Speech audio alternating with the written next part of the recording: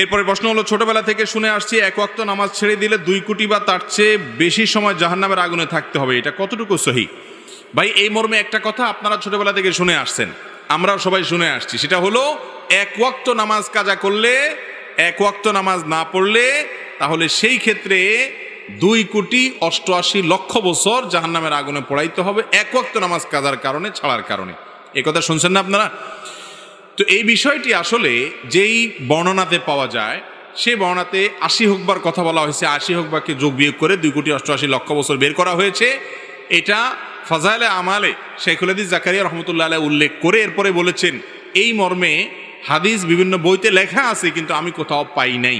এবং বিশুদ্ধ কথা হলো এটাই যে 2,88,00,000 বছর জাহান্নামের আগুনে পড়বে এক ওয়াক্ত নামাজ কাজা করার কারণে।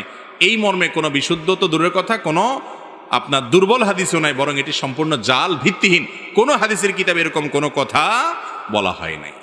তবে এর মানে এই না যে তাহলে তো নামাজ না পড়লেও চলবে, ব্যাপারটা সেরকম না।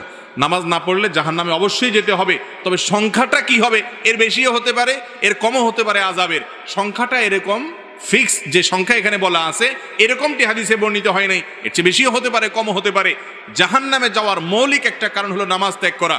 আল্লাহ রাব্বুল আলামিন কোরআনে কারিমে বলেছেন, জাহান্নামীদেরকে যখন জিজ্ঞাসা করা হবে, মা সালাকাকুম ফি সাকার, তোমাদেরকে জাহান্নামে কোন জিনিসে নিয়ে এসেছে, কোন অপকর্মে জাহান্নামে এনে ছেড়েছে, তখন তারা বলবে প্রথমেই ক্বালু লাম নাকু মিনাল মুসাল্লিন, তারা বলবে আমরা মুসল্লি ছিলাম না, নামাজ পড়ি নাই, এই জন্য জাহান্নামে আসছে। এই জন্য নামাজ না পড়লে জাহান্নাম, এটা অবশ্যই কোরআন থেকে বর্ণিত, কিন্তু তার মানে 2,88,00,000 বছরের বিষয়টি হাদিস দ্বারা প্রমাণিত নয়।